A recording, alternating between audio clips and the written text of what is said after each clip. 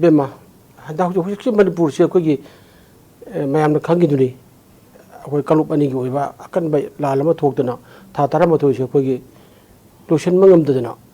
yam du gumba ko gi awana punsi mari lam da len dana ko gi ai hajero re ko beshi mena men len leiri bne ba si bhog da ko bar da ngang musu Manipur ngang na Manipur thoi bulan ni se political solution puruk dana kalup ani gi oiba mi mayam punba se ko gi phamin ne da ko da lotion na ba hona ba hai bai tawdor leireba are sigi marakida ko gi election ko commission of India ECI na mana ko gi tran suba lok sabha me khalsi ko gi schedule tawthokre ko matam lepe lepa matam bira ko Manipur myam yam kan hai jai pe section kya da gi hai de ko Manipur da thoi ba ko kalpani gi sathire ba lal se amutung lution biu aduga masi lution bira kan myam gi or ba ko gi si bar si democracy संविधान ये मिगे process के बात में नमी चाहिए मंगा रहेगा बहुत दूरी नहीं मतलब हम तो ये कोई ना सिगी करो कि पार्लियामेंट इलेक्शन से जम लाएगा खलम में बा था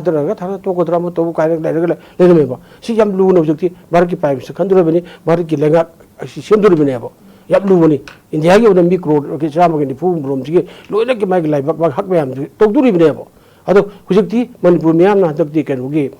हतके लान थोक की बासे मोई ना कोई बने मतलब पार्लियामेंट की इलेक्शन लाइफ से करीनो लाइफ से याम मरू ना खंडर है को सिबक याम नोय पोट में याम फजन खंगम दब ये दुगी फजन खंग पाइप से कोई मणिपुर की वोटर और म्याम सिंह से मागी याम ना कोई कानबा अमने को अदुब कदोरे जुक्ति इलेक्शन कोई बोयकॉट तौगनी पंथोक पिगनो रो तौगनो म्याम की लाउरिबो खोलाउ म्याम दो मणिपुर लंगाक नसु अकै लोन तौरग मतम साना इसियाई दा मणिपुर से लान थुले बने अखोई से पांथोक फजन बेखन पांथोक पंगम दो मानदे एथोक पियु हाइदन को अदुगिसु लवमद्रे पांथोक तारगदी मणिपुर लंगाक चाउ चाउ ले इलेक्शन से लेरे एशियाई की मोय गेम लेरे election model code of conduct मागी ओसाफर मरी लेरे क्या थारे मणिपुर पोलिंग क्या चिंग मसुम तम अनि लेरे बजी आना फेज दा पोलिंग क्या लेरे पोलिंग स्टेशन क्या लेरे पोलिंग स्टेशन की मरक सिदा खाइदि हेना इरांग थोकन मन करिनो अदुना करिनो हाइबसे लोनमक्ति मुन्ना हियार एंड दियार मसि मुन्ना खंगतो गाना मदुगी पैकेट कदम की गाक्सिन की थबक से चप चना कोई पैकेट कदम देबो अदु अखोदी ngarang da man sumaina election da koi punsi da haitare ne akhona bot thadara pudi ga sibo sumat to buje koi thengadi ba masai koi jaman hana koi man pan bigi duni e singi lam de kedum bakar ka thok da tana ko akoi tamba ki lam sai di sumaina koi ji thok akoi thok de ba adu basi lega intelligent karino si karino haibudi mi ji mayam ri asigi polling station de si tawi irang tawdo si ni chine ba khantok narakan magi mari leina paramount force ten force mane force ba thamdal leiri ne ba अदु लेना सरकार में चाउ चाउ लेना board से फजन पांथोप होबदगी सखंदबा खुलाई पाइबा कांगु खर लागना Nomi castle ले हाय खुलाई का अमले दुगा तो लो अगनो दुगा तरपगु तबुदो अदि कामदरी हाय रेबो अदु हानु खंगदबरा हेदि हसी आसिबा अदु के मरु ना कोई स्टेट की ओरबो डिस्ट्रिक्ट की कोई एसपी लेगनी डिस्ट्रिक्ट इन्वेस्टिगेशन लेगनी लोन लेगनेबा खंगने बायदि मुन जमुन खंगने बायदि अदुगा सि अदु कनो थरा पुबि नगरांग मा पुलिस स्टेशन संगे ले अदुगा मसक खंगदबा खुलाई पाइबने हाइब कमु जग नुमै कासले अदु हादला अदु लेरम कांबु उमरसु मोजि नुमै कापनर एने बैंक फेर तंगर एबको अदुदि बो थादा ददु बिमि यमद्रबगी बि पाइबा की खंग बो एबको अदु करिनो सिनि आइ हाइ मफम से कदु करि काला इ कदु हाबजु लोन मो कोन खंगदनेबो तसेंगना खुगी मसिदा खुगी प्ली पाल म तोरगा खुगी सुमाइना खुगी सेमबगा भाई पंबिगी मसन पावर कदो अदे कल्चर सिदा खुगी मणिपुर सिदा खुगी हेता टोगा दा बोचे थादनबगी अम डेमोक्रेसी की मसक थियनबा डेमोक्रेसी कोंपान गारो सबे सबे नेट सानबगी मोमदा लेइबो असिबुंगा याम जाथिदा बाहाबदे को सुमाइना फतबा लमचा सजद अई तोइ मैम सिदा तुंगी फ्यूचर जिना से उरगा खुगी नहारुन मैम सिंग मैम से मसीदा खुगी मोइदे यामना मोगी पुंसिना मांगजबा फतबा तमनबा अम ओइरेबगो ngasi oirba khogi ahal oirba khoi chi oirba lagak dol adegi leirba ya puno bajina afoblecha sajat mariba nungsiba nationalism musiba tungi future generation ta khalaga thabak tawbo haibashi khalaga sida khogi kano sida tungi future generation oigodro banarun sing achi memra tamjol kaduri bireba ko adu buji ngo election da yo proxy tawre adegi khogi put capture tawre na thai haja adegi migi mona यादा पामदबा political party दुगी polling बु थुगाइरे मोगी agent तन अखोई पांथो ए ꯑꯗꯩ vote ꯊꯥꯗꯕ ꯂꯥꯛꯄ ꯃꯤꯁꯤꯡꯗꯨꯗꯣ ꯑꯗꯨꯗ ꯃꯣꯏꯅ ꯀꯥꯞꯁꯤꯜꯂꯒ ꯇꯧꯔꯦ ꯁꯤ ꯀꯔꯤꯅꯣꯕ ꯁꯤꯕꯨ ꯀꯔꯤꯒꯤꯗꯧꯕ ꯁꯤ ꯑꯗꯨ ꯉꯥꯛ ꯉꯝꯅꯤ ꯍꯥꯏꯕꯗꯤ ꯏꯂꯦꯛꯁꯟ ꯀꯃꯤꯁꯟ ꯑꯣꯐ ꯏꯟꯗꯤꯌꯥꯅ ꯁꯤ ꯑꯩꯈꯣꯏ ꯀꯝꯄꯅꯤ ꯆꯅꯤ ꯍꯥꯟꯅ ꯂꯩꯔꯤꯕꯁꯤꯗꯒꯤ ꯀꯝꯄꯅꯤ ꯆꯅꯤꯁꯤ ꯊꯥꯖꯤꯟꯒꯅꯤ ꯍꯥꯏꯅ ꯍꯥꯏꯔꯕꯅꯦꯕ ꯑꯗꯨꯒꯤ ꯁꯤꯗ ꯀꯝꯄꯅꯤ ꯑꯗꯨꯒꯤ ꯃꯔꯛꯇ ꯀꯝꯄꯅꯤ ꯑꯩꯈꯣꯏꯒꯤ ꯌꯥꯡꯈꯩ ꯆꯥꯝꯃꯉꯥ ꯅꯠꯇ꯭ꯔꯣ ꯌꯥꯡꯈꯩ ꯁꯣꯔꯤ ꯌꯥꯡꯈꯩꯁꯤ ꯑꯃꯨꯛ ꯈꯨꯟꯉꯥꯏ ꯈꯨꯠꯂ ꯃꯌꯥꯝꯁꯤ ꯂꯧꯊꯣꯛꯑꯒ ꯁꯤꯖꯤꯟꯅꯒꯦꯅ ꯍꯥꯏꯔꯤꯅꯦꯕꯀꯣ ꯑꯗꯨꯅ ꯁꯦꯀ꯭ꯌꯨꯔꯤꯇꯤ ꯑꯦꯔꯦꯟꯖꯃꯦꯟꯇꯁꯨ ꯑꯣꯏꯔꯒꯁꯨ ꯌꯥꯝ ꯅꯥꯈꯩ ꯁꯦꯡꯅ ꯄꯨꯔꯥ ꯏꯟꯇꯦꯂꯤꯖꯦꯟꯁꯀꯤ ꯔꯤꯄꯣꯔꯠ ꯂꯧꯔꯒ ꯀꯔꯥ ꯍꯤꯌꯥꯔ ꯑꯦꯟꯗ ꯗꯤꯌꯥꯔ ꯁꯤꯅ ꯀꯩꯗꯧꯕꯅꯣ ꯍꯥꯏꯕꯁꯤ ꯁꯤꯟꯒꯗꯕꯅꯦꯕ ꯑꯗꯨ ꯏꯂꯦꯛꯁꯟꯗ ꯐꯖꯅ ꯄꯥꯡꯊꯣꯛꯄ ꯉꯝꯅꯤ ꯍꯥꯏꯔ ꯏꯁꯩ ꯂꯥꯎꯊꯣꯛꯑꯀꯥꯟꯗ ꯁꯤ ꯑꯩꯈꯣꯏ ꯏꯂꯦꯛꯁꯟꯗ ꯄꯥꯡꯊꯣꯛꯏꯕꯅꯦꯕ ꯁꯦ ꯑꯗꯨꯒꯤ ꯏꯟꯇꯦꯂꯤꯖꯦꯟꯁ ꯔꯤꯄꯣꯔꯠ ꯐꯖꯅ ꯂꯧꯒꯗꯕꯅꯤ ꯁꯤ ꯂꯣꯏ ꯇꯧꯒꯗꯕꯅꯦꯕ ꯑꯗꯨ ꯁꯨꯡꯇꯧ ꯇꯧꯗꯕꯤꯗ ꯍꯦꯛꯇ ꯑꯩꯈꯣꯏꯒꯤ ꯃꯁꯟ ꯄꯥꯎꯗ ꯇꯣꯡꯉꯦ ꯑꯩꯈꯣꯏ ꯀꯜꯀꯆꯔꯗ ꯇꯧꯔꯦ ꯍꯥꯏꯔꯀꯥꯟꯗ ꯑꯩꯈꯣꯏꯒꯤ ꯚꯣꯠ ꯀꯥꯍꯧꯗꯕ ꯌꯥꯗꯦ ꯍꯥꯏꯕꯔꯣꯝꯗ ꯆꯠꯊꯔꯛꯑꯀꯥꯟꯗ ꯌꯥꯝꯅ ꯗꯦꯃꯣꯀ꯭ꯔꯦꯁꯤꯒꯤ ꯄꯥꯡꯊꯣꯛꯏꯕꯁꯨ ꯌꯥꯝ ꯂꯥꯟꯅ ꯎꯍꯟꯕ ꯁꯤ ꯑꯩꯈꯣꯏ ꯆꯅꯥꯛꯅꯔꯤꯕ ꯃꯅꯤꯄꯨꯔꯒꯤ ꯂꯩꯇꯥꯗ ꯃꯔꯛꯁꯤꯗ ꯑꯃꯨꯛꯀ ꯍꯦꯟꯅ ꯑꯩꯈꯣꯏꯒꯤ ꯏꯟꯗꯣꯔ ꯑꯃ ꯍꯥꯞꯆꯤꯟꯕꯁꯤꯗꯤ ꯑꯩꯈꯣꯏ ꯌꯥꯝ ꯐꯠꯇꯦ ꯑꯗꯨꯅ ꯏꯆꯥ ꯏꯕꯦꯝꯃ ꯑꯩ ꯍꯥꯏꯖꯒꯦ ꯑꯩꯈꯣꯏꯒꯤ ꯃꯅꯤꯍꯥꯔꯁꯨ ꯍꯥꯏꯈ꯭ꯔꯦ ꯃꯔꯛꯁꯤꯗ ꯑꯩꯈꯣꯏꯅ ꯇꯧꯕ ꯃꯔꯛꯁꯤꯗ ꯍꯥꯏꯕꯨ ꯁꯛꯈꯪꯗꯕ ꯈꯨꯠꯂꯥꯏ ꯄꯥꯏꯕ ꯀꯥꯡꯕꯨ ꯑꯃ ꯊꯣꯛꯂꯛꯑꯦꯅ ꯍꯥꯏꯔꯦꯅꯀꯣ ꯁꯛꯈꯪꯗꯕ ꯈꯨꯠꯂꯥꯏ ꯄꯥꯏꯕ ꯀꯥꯡꯕꯨ ꯍꯥꯏꯁꯨ ꯀꯔꯤꯅꯣꯕ ꯃꯣꯏ ꯊꯣꯛꯂꯛꯑꯦ ꯍꯥꯏꯔꯤꯁꯤ ꯁꯤ ꯀꯅꯥꯅ ꯄ꯭ꯔꯥꯏꯚꯦꯠ ꯑꯥꯔꯃꯤꯅ ꯂꯤꯡꯈꯠꯂꯤꯕꯅꯣ ꯁꯛꯇꯤ ꯂꯩꯕ ꯇꯧꯒꯤꯗ ꯍꯥꯏꯕ ꯉꯝꯕ ꯃꯈꯣꯏ ꯇꯧꯅ ꯉꯝꯕ ꯀꯥꯡꯕꯨꯁꯤꯡꯗꯨꯅ ꯂꯤꯡꯈꯠꯂꯤꯕ꯭ꯔꯥ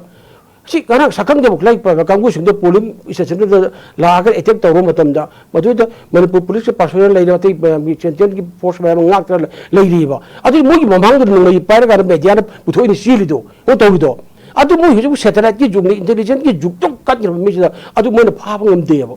ꯍꯣꯏ ꯀꯔꯤꯒꯤꯗꯃꯛꯇ ꯃꯣꯏꯅ ꯀꯨꯝꯍꯩ ꯌꯦꯡꯗꯧꯅ ꯌꯦꯡꯉꯤꯗꯣ ꯃꯣꯏ ꯀꯨꯝꯍꯩ ꯌꯦꯡꯉꯨꯅ ꯌꯦꯡꯂꯛꯏꯔꯕ ꯑꯗ ꯁꯛꯈꯪꯗꯕ ꯈꯨꯠꯂꯥꯏ ꯄꯥꯏꯕ ꯀꯥꯡꯕꯨ ꯍꯧꯖꯤꯛ ꯀꯅꯥꯅ ꯁ꯭ꯄꯣꯟꯁꯔ ꯇꯧꯕꯅꯣꯕ ꯁꯤ ꯀꯅꯥꯅ ꯁ꯭ꯄꯣꯟꯁꯔ ꯇꯧꯕꯅꯣ ꯍꯥꯏꯕꯁꯦ ꯃꯁꯤ ꯃꯣꯏꯅ ꯈꯪꯈꯤꯅꯦꯅ ꯐꯥꯗ꯭ꯔꯤꯕ꯭ꯔꯥꯕ सिदी यारोय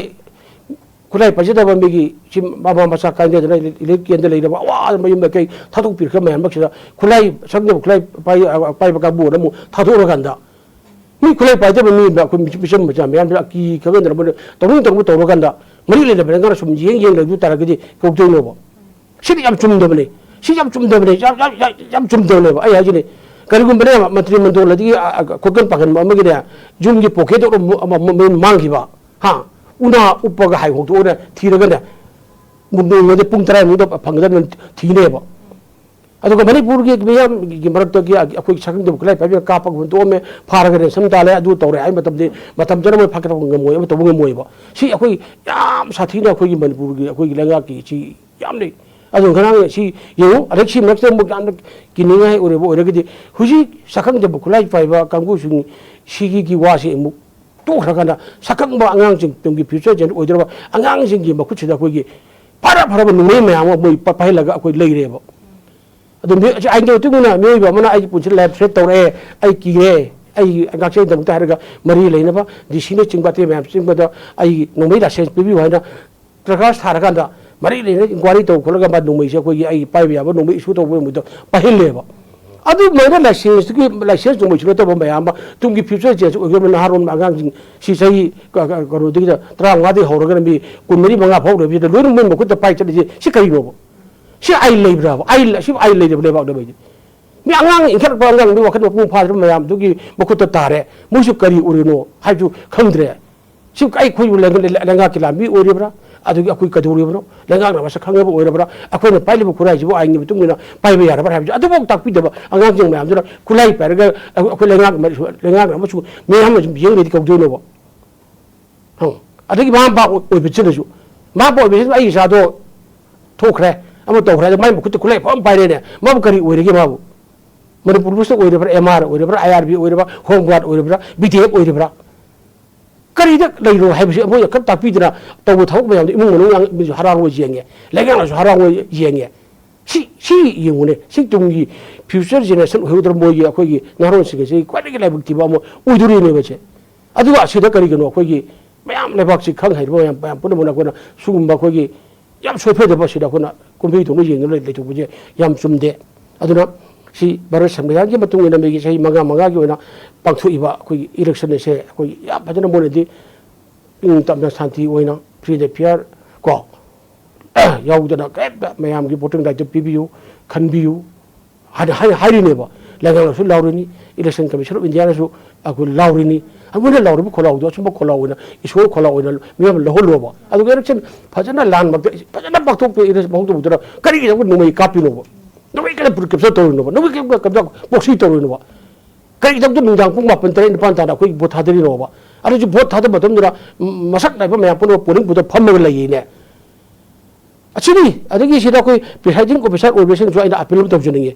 mana polling station le do presiding officer oina leire ai ma adagi agent mari le agent me am phame agent do hongo sawa kana kana agent do chumo bra abdo mana lo identify tor mani adagi presiding officer de phame le ki ma ma sa kana mana ki nama so le ma bi le ni hade ma yaw ro bra ba di 아니 이게 마요리니 이거 맞아 말아 저 봐. 마나 아이디는 뭐라고디.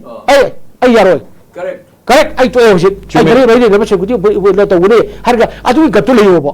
이 사진 거 비싸 오르지 뭐가 만들어 봐라. 로이 만들어 그 뭐는 루는 레이라. 근데 거기 에젤 오르지 뭐가 만들어 봐라. 나 이거 싫으면 뭐 money 만들어 봐. 하이바. 야 맞아 그 아주 또 비그러 봐. 모인이 또 홀리. 맞아 그 기타기 좀 힘이 뭐 거기. 자, 우선은 아코이 말이야. 아코이 기타기 좀 이래 봐기 당다 아코이 말 공부는 뭐 싫어하고 리더 저었더나. 아파봐 마파네 아파 마마네. 뭐 파브니 해. 뭐 레박 파브니 해. 답답해 뭐 보여 봐. 아이 내가 사실 빠라간다 저거 오래간다. 아이 가속으로 망 타라가 아이 혼도 뭐 위 하나 망 타버도록. 아래기 라이라 비나 그런 마양 도로 미양고 이번 몇도 파지나 오히려 미양과 아래기 내가 그 머리 파지나 레비로 못 들어 파는 내가 우정시 시도 비로 봐. 아들은 뭐이고 미양이 뭐 한가도를 받고 뭐 parliamentary election 아기 뭐 오버신 저기 되고 거의 오늘 아고 돌이지 봐이네. 아고는 혹시 아고 저기 사변지 주도 봐 아고 있어. 시기 아고는 거기 좀 보라고 보트 아고는 팀을 뽑았던 날이야. 아 저는야 아이 아이 좀땡 팀 아이 커피에 아이 대신 아이 커피에 아이 커피가 하나 아주 그 보트 내 넣었던 데 일리 TV다 아이 하이비레고 아이 비 오로 따래요. 아고는 탑잡을 나가고 있어. 아쿠나 탐조바 만트리 아쿠나 이메일에 매 보나 좀 또 그리고 뭐지 좀 먹이 준비니고 또 가는 뭐 아스 몰라 밑에 좀 그 시시 또 우리 아 그냥 시디 개는 거 아이 비다이야 아이 비다 아이 또 오게 아이 강가로 아이 제이바 아이 시디 암다 진 와이티 아이 카피시 거리게 노 하이 바담다 둥기 피처를 지내시는 뭐 따래 파타마 좀 담비다 징다 폴링 스테이션 크라다 마이 투이 콜이 하이베도 로드 오르가 공감도 정도 버니 하이베 야이 아무 또 야이 나이 이사빈 밤비리도 징다 방송파 보티 그 셀렉션에 하려위 하이베도 아두당 따보다 머니푸르가 뭐 톡들어 좀 호드라게 담네 봐 시따 따나 또 야이가 아주 소고 없는 거 ngomna bhono khona to bidi yam lali aduna mashi karoni india gi election commission of india na su yam phajana hoji akoi khangamani akoi report to view haidana akoi political party atopa sing ma pon boksu report number ma pp dana akoi gi pur gi co ko do wakat pa de pinari aduna di miyam ge mamangda lana bo thadare poksi tawre thugari evm thugari khogar hailo khangmale rebina ara budir khangmale rebina ain chana ba ain ge leba oi rebina mashi akoi gi aisa yam akoi gi yam na panbido akoi phadana akoi report tawre hangdo gana report tawre gana yamna pisati oina aki bo jom ro tawdra ganda leiba shwana akoi gi bo thadar da gadi yaroi aduga aduba tungda akoi ko mana panbido aido mai akoi gi mani power ise haduk bu goro lupa sani bo ro yini 프레시네 그 파기니냐 루파사리 로위 이게 루파 꽝땡 곱쇼드 루파사리 로위 조금 로위 또 왜나 하이래 봐 아기 자기 방하기 원장 봐 거기 닥터면 도 연 도리 봐 아도 내니 미암 저 보터로 봐 미암 저는 라이프 잡은 강건 들어 봐 깡가운 들어 봐 세미로 높은 강 들어 봐 사라 해면 야마 봐 시도로 저 레이 버텀 내냐 일렉션 방 투가나 시에는 뭐 레이야니 시에는 레이야니 하고 몸도 사트를 보기야 봐 누기 애플라이 또 그러라 하이면 갈래 봐 아도 와이나 तौजे आइना खंजबदी ngarang gi thok mayam do hujik leirba manipur lega hujik miron jigi kwai gi laibuk thibani machi laibuk thibde leiroi akuni bihar kai hainabdo bihar kai hainabdo bihar gi adum tata giri male kai to odugi male haibo private army ro to wone haibo machi thakji joksul ise kanana no adum miyam gi mihun ni haina leirba ya pun makchi akoi miyam mang thokpa gamibra lemibra haibo se adula do bikal habedi ko sati oda pangthok no ba 파자 또시 아도 하다 라나 또 그래 하고 볼링 스테이션 등도 맞아 파자나 각도 없는 거지 그 야만 하비르도 로는 막 거기 시다기 CCTV 카메라가 lối lấy được à tôi phút thiệt làm đó lối đi vậy anh election một chân cố lúc cần thực tổ cái nào là thuê cái tàu cái đó luôn không như này ai gì mình thuê cái thế ya anh là tàu mình thuê cái tàu này hay ba à tôi là khuyên machine group này là hula cái press meet tàu ba ngang hàng luôn đó khuyên machine khát nào rồi đâu này chắc chắn là em ba à tôi mấy tàu cái nó à tôi là ông mà lấy hay mấy cái cái nào ba puno bak sasan ngi mau khangal lu lam se lo ndo lo no order phasan ngak chen ba dagi lo cha pale ba kamni have do asi lengak na masung to wi gedam ni adu miyam in bi gedam ni sin dai tham jege yam phasaba marik chumba wa fam mem amang rang thoki ba thodok sing do jana jo henna akupa mafam sing do marik chumna thambi de haiba tare thaga chari oza se oza samjai da lak jege ozana su ji panbi ki ba point sing do de gedum no taw jara gai oza oza samjai de pukha chaning ba se oza अखोगी polling station द नोमै कापसिलंबा अहुम दिफारे सखंगदब सिंगदो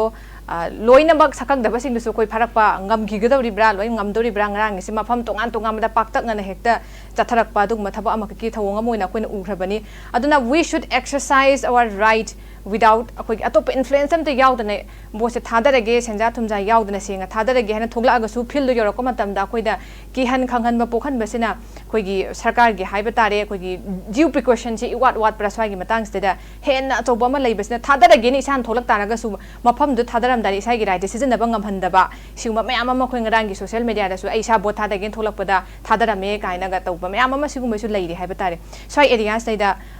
oza kamain thambi ni punna ai tham jage koi yam phan tham bi gare aina kano gi bi ba aina yala ma da aina adom na hangwi re ba pakum du su ai pina bo ne ya ada aina e je je se mo ina aina thingna jaba da aina ngai yam re ju haibi gi do ngarang akhoi gi election ne khoi gi si akhoi ka hor tong no dang ta media sina akhoi changno matam da sentence process adu ngai akhoi sangam de gi ba towi 하이드 아이 마신 아이 하이저리디야 거기 일레설런 방토고 마tom 시다 거기 마두다 거기 바우능 로보 콤바 첩도 매만 두기 오이나 마두 거기 마부 까나노 나 하이르간다 거기 다이렉트 인포메이션 앤 퍼블릭 릴레이션 거 DIPR 하이시 아시데기 거기 하나 거기 아이 카드 거기 프레스 아이 카드 파이 바이비세 CID 는 증번의 베리피케이션 도로마 그이노 도우노 로이 도로가 얀 마사 khangla 거기 비리비네 봐 아두고 뭐 거기 보나파이드 오이르 봐 거기 랭가노 마사 khang 봐 거기 메디 하우스나 타박 도로 봐 거기 제네싱도 아두기 머락도기 소이톡도 거기 발람티 일렉션 아니 스테이트 어셈블리 일렉션 아또 이심 라고 봤답니다 아두기 파우 커버리지 소버기 파우미 타비로 아두 도비로 하이 봤답니다 아두기 더 타리 파우미도 아두 거기 마사 문나 강어간다 election officer के ma'am कुछ बक्से रोई में जाओ करोगे खंगा कर काट पीरे का फिल थार नहीं बा अतुकुन बे की डेमोक्रेसी की फोर्स है जुडिशियरी एजुकेटिव जैसे अगर शहर बा सिल ले बक्से प्रेस ने ले बा कोई डेमोक्रेसी की फोर्स ने ले बा जरा दुगी जुने पायर का नबी की अगर की बोर्ड के पावर सब चंगन दबाई भी सी डेमोक्रेसी की फोर्स से कोई ना सी मैंने कोंगों न बने बा ngarang gitu deh chali dua kogi kanogi nation media ge kogi signal no signal koi da tawde koi hen sena journalist ni achami duma ulo room deni chali do adu maya do pa sena ro mi ge journalist wo wo ngana adu bo du mo ikai bibi ye ba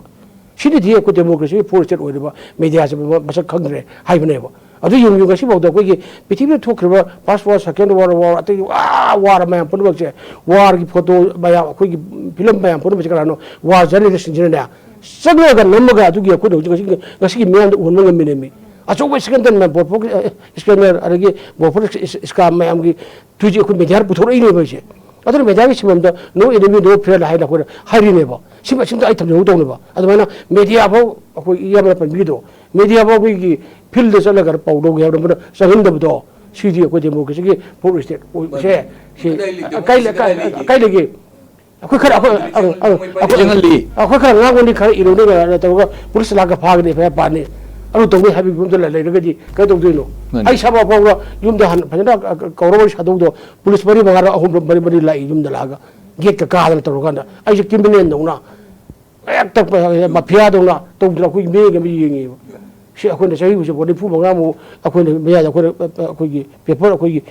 to pu ne ba aduna si to bi no me democracy policy da har do su ikai ko ne biu me dia na ma gi ba to po da ya sang ba ya ba sang dia da ko lu kang ni photo number ya ba nam dia da lu kang ya ba si khang ya ko oi ne ba ko adum re mok thing bu si ya pa da ne aduna sai pan bi gi do ko 후저기 오리바 거기 오리 film 세 제가 거기 좀 담비래고 아니 거기 여러분 하나 담비래 안 배우리 후저기 오리바 시가랑 또 기바 매암 그 일렉션이라 깡공 사이드나 로 레이터바 아두 레이터바 매암 막 마선 포르 또가 또 만버기 토키지나 거기 머니푸르시 마토감 땅네바 아두나 시기 반사기 루겐 셋과 그러면 시험버기 반사기 탁도 일렉션 떠오르네 아니 이디시기 거기 미컨 또도 레이름니 아니 이 뮤니시팔기 오이름 비 레이름이체 미컨 해비 로막 거기 데모크라시가 오이버다 뭐막 머루 방각 각다네버 로켓 셰프 고벤기 셰프 반사기 레이버지나 레이카드기 오네시 거기 생물도 럭도네바 아두군바 일렉션 세먼 부르네 마토마토기 호지 빡토부감 레이래 내가 로부디고 빡토부감 ADC 아리기 반 아리 아이시기 미컨 아리시 반사기 미컨 빡토부감 레이래버고 matam no hiram ni adu gumba election je kon matam da kon pakthok pom matam ne sian paja da bami phajana ko thab to juge kharma me pun bak sina bol le thok pom ro yeba ngara gi thuai gi ba mukhai gi ba chakhai gi ba ari gi ba san power sin ne ba me pun bak to adu matam gi election je matam matam to magana hoi matam to maga matam to mi from da la ne ba ye kana ngasi ore ba lengak sina adu magi khudul ba me am pi re ba adu lengak sina apa thabu to bu da ni apa hol lagar me apa ta mu da ne ba adu yo wang security labs o me ama security advisor ka do lo udar ngai ko le ba ade si ko gi si gi home pai ba ade ngara o film do si ko gi si manipur ko gi india lenga ki ejelo re tharai ba ije ni har ba ko gi manipur governor mun khang de bo governor gi mang de hai ji ma mai mang do to bu chap ne ba adu ko be ko governor ne ma si state government si sui ba ko le ba police report se chap sana ko pi ga dam ne ba ran thugai ba dik tawru ma pun bagi chori be se ku chori be sin hiyo ge tungna election mo lo kolkata oina jor ba ya ne polling station la le bagi magi akoi ba akoi ba si ba chita ko gi kana ko ba khulai pai ba are ati pai ba tai ba ta thupam da akoi gi sang ba ya de hai ba ne ba si hai ba du gum gi sa da pathap to lei leina adu puro du loin ma ko na khongong ra kan da he da ngak shen gi lam da du yamna sohon gi bu di yaroi adu di ai hai je juni baitel oi ba de gi yamna section ga da irang thoka do polling station kari kari no hai ba matam dra aduga imphal manung da ko gi leire sai jina ko gi security force ko khulai pa me am ngak se leire adu atai ti bi gi yamna aru ba phum ko periphery ira da matam dra gi khulai pai da ba home guard ko de ko thoe ba du di sikari no bo si ko da hai gi hai ba te ko uri phim na ko hai ni ba sikari no ba adu di ko na manipur lenga uri ba pur bak sila ko people mam je kai chong na khan ne ba akoi to ma to guni akoi hiding ba hiding ma to guni hai ba sa thara ba hai khale ba adu bo ai na hai do mle ngasi shakti pare regi loinmak ai ne da kali gi tam de no aran ba thabak yam to ro ge people na ke to ngam der ge su ko hayo no ne creator tabeng sem ma pura di ko joi chojira na ko gi mathak tane serak ko dan di pir ke ne ba che noi kaw go ngasi mo no ai ba tar ge su ne ma ko gi ba sa ba su ba ya su ro charo de ne mo gi pun sir ka mai hinge ba do si so le ni ade so gi si da ko gi atapa ko gi tappa du wa de ko adana miyam da kari hai ge ge ko ji la ga puni lega sasin ji tamhan ge tung gi mi ro ko gi so na ho ge hai ba gi wa khan da ko mo da thabuk se ko gi to bi ba chumme ba adana bai ko pai hok to de ta nam phu sa su to lo re ai ka uri ge hai bum da sa thana thabuk to ta ra ge di shinga ba democracy ge process ki matung ge chahi manga gi thabuk mi parameter gi election chi bok de hi imhan manung si bok sa khai to bu si di ka to do no ba adu de masiam chumde adana le pai mayam pun bok sira padana akoi sui ge kai de no akoi se yam hemen la bra ko to se hai bu se me masa na ko wakhan khan ge de ba aduna tragdi miyam ga lenga kare matam sang na pom mari leina manga moi yam phatam ba ko gi me redu hai ba se che me tham jage Jose Oza am thambi ke lochilak pa se oza samjai na oza lochilak point oza puna overall ka main thambi ni oza wai ka thambi da ba ne ram tena tham jage ab je ke akoi report to matam se masidena hadaki akoi gi parliament gi akoi election sidena yam na phaba ma ai hai jage ba ko akoi gi voter ore ba akoi gi voter oi basi ayam ideal oi gadam ne ba yam pidan pham oi gadam ne ba man ideal oi de ba de gi mangi ne ba adu hadak tin ya akoi gi voter oi basi mayam sing sig na apa mirep kai je khan bang bagi akoi kan om bagi ure ba handa mutang che hey apa berep kanano mai party ki nato bedako si kanano hai bi khanmo ngam eba si khanba apa ta khanmo ngam pu chidagi di masan power mani power si apply to pray ni ai khalle ai khalle ba adu ni hu hai se mayam na khoi ki bob lama ba mi khoi ki hai jai botor oi bi beggar oi laba bol lep to ba mi sing jana bikan jana money lender achong mi ge ko crore pati mati miller oi raba adu bob lama mi men sien pir lai bi khong sa ba chi doi ni ba adu sabara na lebak chakku lebak chu pun chakku bi na ga di si khu to roi ba adu hu ji ai na ye ni de repol to bu tar ba to bu to mi da khoi ki man hai gi do hai bi do ji matam de ma ai paisa ji jelak pa ngai raga ai tha da ge 아들이 뭐 두가이 고에 또 우리 야도미나 하이브롬도 chấp được 거의 해나 망제이 봐. 아들은 거 아이디얼 보터 오이시 비자는 폼 아고기 보터 오이시 하듯이 보터 버리 보기 보터 란 멀지드나 란 감당 이래방 무시바 까라노 무시데브나 까라노 이래바고 아시비 칼랑 짐바 까라노 이제 보터 신은 강해 봐. 아주 여기 아이디얼 보터 하도 하도 오이바 하우라보네 봐. 아들지 아주 여기 머선 보어 머니 보어 강강 또 이제 아들은 아코이 봐도 이사막도 보고 하듯이 지난 엘렉션들아 파샤엘레메 양바 줌들 파야jel레 메